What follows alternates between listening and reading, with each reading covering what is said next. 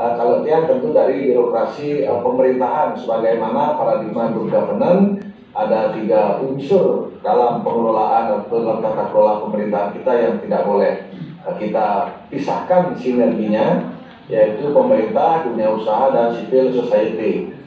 Nah, salah satu unsur good governance itu yaitu pemerintah tentu yang akan berkaca topik kinerja yang ada di pemerintah, kemudian tuntutan kita dalam tanda petik terhadap outcome yang diberikan oleh perguruan tinggi, yang diberikan oleh kalau dalam konteks pentahelik, nah ini atau multiple helik, peran perguruan tinggi, peran akademisi dalam seluruh kerangka pembangunan itu wajib.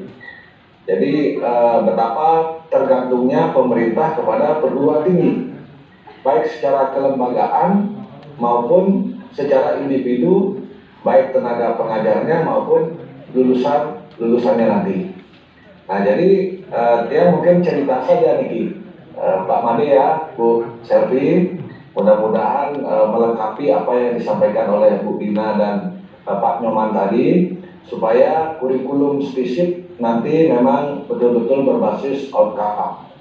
Karena kita tidak bicara output lagi. Nah, malah kalau di pemerintahan dalam reformasi birokrasi kita sudah bicara dampak, impact. Nah, seberapa program yang kita laksanakan di birokrasi memberikan dampak kepada masyarakat atau publik kita. Nah, kalau dulu di tingkat pertama mungkin kita bicara output seperti Bu Dina ceritakan tadi.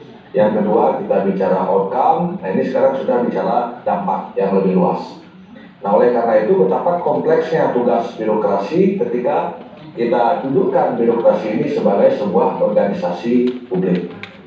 Nah, Bapak Ibu, nah ini supaya nyambung juga sedikit dengan konsep-konsep yang sebelumnya saya dapat pelajari, Bu Dina, Pak Dekan koreksi kalau salah. Nah, ini karena saya perlu belajar lagi nih, lama sudah meninggalkan kampus, terus melanjutkan New Public Management. Nah, ini birokrasi kita di Indonesia sebetulnya sudah sama dengan birokrasi di negara-negara maju. Jadi pemerintahan kita sebetulnya sudah semuanya dijalankan berdasarkan misi. Nah, itu kira-kira teorinya. Nanti mohon koreksinya secara akademik. Jadi pemerintah Provinsi Bali, pemerintah Kabupaten Kota di Bali yang ada 9 yang menjadi dudinya perguruan tinggi di Bali, itu semuanya sudah berjalan atau diselenggarakan tata kelolanya berdasarkan visi dan misi bahkan. Nah, karena aturan dalam ketatanegaraan kita, dalam sistem perencanaan pembangunan nasional dalam Undang-Undang 25 tahun 2004 itu, bahwa semua kepala daerah itu harus menyusun RPJMD. RPJMD itu pedomannya adalah visi misi kepala daerah yang menang pada saat pilkada. Nah, ketika sudah menjadi kepala daerah definitif, visi misi kepala daerah itu menjadi visi misi daerah karena dia ditetapkan dengan peraturan daerah disetujui oleh DPRD yang notabene esensinya adalah perwakilan masyarakat di daerah itu. Nah, berarti itu misi daerah sudah di situ. Nah, birokrasi pemerintah daerah itu bekerja berdasarkan misi daerah. Ada target-target kinerja di situ, target-target output, target-target outcome, ada target-target impact-nya atau dampaknya. Kinerjanya seperti apa ya? Tadi bahasa IKU, IKK, dan seterusnya. Nah, kita juga kenal di birokrasi itu, Bu Dina, Pak Nyoman ya. Nah, kita juga kenal itu. Sama ini. Nah, kemudian dari NPM ini, dari paradigma New Public Management, akan kemudian muncul New Public Service, paradigma New Public Service. Artinya lebih mendekatkan lagi kepada fungsi utama dari birokrasi, yaitu pelayanan.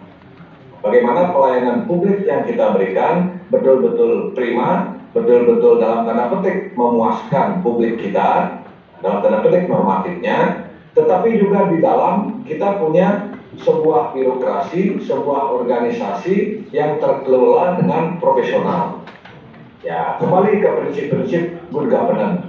ada akuntabilitas, ada transparansi di situ, ada hierarkis, ada taat hukum dan seterusnya. Nah, jadi di dalam yang kuat, kemudian berkinerja yang optimal, memberikan pelayanan yang publik, kemudian impact besarnya tentu ada indikator lagi, tingkat kemiskinan masyarakat, tingkat penganggurannya, kemudian angka buta hurufnya, kemudian rata-rata putus sekolah, lama sekolah, dan seterusnya. Nah, itu dampak besar yang diukur dari kinerja birokrasi publik kita. Jadi sangat erat kita memang. Artinya, di samping di dalam mengelola dengan baik, pelayanan keluar baik, dampak besar juga ada targetnya. Ya misi tadi. Nah, misi tadi yang harus kita tempuh. Lalu bagaimana mengelola ini, kan itu pertanyaannya. Bagaimana mengelola ini? Perlu kualitas birokrat-birokrat yang handal dan profesional. Birokrat itu SDM-nya birokrasi yang handal dan profesional. Nah, inilah tugas perguruan tinggi, salah satunya menyediakan SDM-SDM yang handal itu, yang bisa nanti ketika bergabung ke birokrasi pemerintahan, dia akan mengerjakan tugas yang dibebankan, tupoksi bahasa kita, kemudian mengejar target-target yang sudah dirumuskan. IKK tadi itu. Nah, seberapa kuat kita bisa mencapai target-target itu tentu kembali ke ketersediaan SDM-nya. Pak Nyoman tadi sudah lengkap sekali. Ada hand dan seterusnya. Nah, kalau di birokrasi nomenklaturnya beda. Ada kompetensi manajerial, kompetensi teknis, dan kompetensi sosio-kultural. Nah, itu. Jadi itu kurang lebih nanti tuntutan birokrasi pemerintah kepada Stisip Margarana untuk menyediakan lulusan yang punya kompetensi lengkap. Kompetensi manajerial punya, kompetensi teknis punya, kompetensi sosio-kultural punya. Ya. Sama dengan penjelasan Pak Nyoman tadi. Ya, jadi cuma nomenklaturnya yang beda. Kompetensi manajerial. Semua birokrat, semua anggota dalam tubuh birokrasi adalah pemimpin. Dia harus bisa mengelola dirinya sendiri, mengelola tugas, mengelola anggota, dan seterusnya. Memiliki waktu, semuanya. Jadi ada kompetensi manajerial di situ. Apalagi sekarang pemerintahan sudah menggunakan pendekatan kolaborasi. Jadi kolaborasi pemerintahan sekarang adalah konsep baru yang diterapkan ketika kita melaksanakan pembangunan dengan tantangan yang sangat kompleks. Jadi pemerintah Provinsi Bali tidak bisa lagi bekerja sendiri membangun Bali. Tidak hanya bisa bekerja dengan kabupaten kota yang punya 9 di Bali, tetapi juga harus berkolaborasi dengan pihak-pihak lain, stakeholder lain. Ada swasta di situ, termasuk perguruan tinggi dalam pentahelix dan seterusnya. Bahkan ada komponen asing, komponen luar negeri yang bisa kita ajak untuk membangun daerah. Tapi sudah ada aturan perundang-undangan yang mengatur itu. Jadi kompetensi birokrat harus bisa ke situ. Kemudian yang kedua, kompetensi teknis. Nah, kompetensi teknis berkaitan dengan ya bidang tugas kita. Tadi Bu Dina sudah cerita, di Pemprov Bali ada lagi unsur-unsur di dalamnya. Ada dinas kesehatan, dinas pendidikan, ada Bapeda, ada badan bencana, dan seterusnya. Nah, masing-masing perangkat daerah kita ini memerlukan kemampuan teknis yang berbeda-beda. Nah, lalu Stisip di mana bisa memberikan sumbangsih kompetensi teknis untuk SDM kita? Ya tentu dari tataran administrasi negaranya, tataran administrasinya, tataran manajemennya, kemudian pemahaman organisasi, kebijakan, dan seterusnya.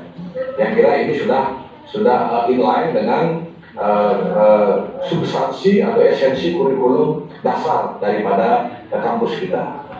Nah, kemudian yang ketiga baru kompetensi sosio-kultural, ya ada aspek religius di situ, kemudian membangun kepercayaan dengan sesama anggota tim, kemudian komunikasi, Pak Nyoman tadi cerita, ramah dan sebagainya, kemudian pelayanan, nah harus bisa melayani dengan hati dan seterusnya. Nah, ini sebetulnya sudah sangat lengkap di 3 kompetensi ini. Nah, lalu apa dasarnya 3 kompetensi ini? Nah, ada ternyata konsep reformasi birokrasi kita di tanah air itu yang dikawal sekarang oleh Kementerian PAN dan RB, Pendayagunaan Aparatur Negara dan Reformasi Birokrasi, mengatur betul apa yang mesti dilakukan oleh pemerintah pusat, pemerintah daerah, kemudian di dalam pemerintah daerah ada provinsi, kabupaten, kota, untuk mereformasi dirinya. Nah, karena reformasi ini harus dilakukan dari dalam. Dari dalam harus, jadi individu, person, birokratnya harus bisa mereformasi diri, kemudian selanjutnya mereformasi lembaganya, mereformasi layanannya. Jadi tuntutan kepada perguruan tinggi tentu sangat berat supaya bisa menyediakan sumber daya yang handal untuk membangun birokrasi kita.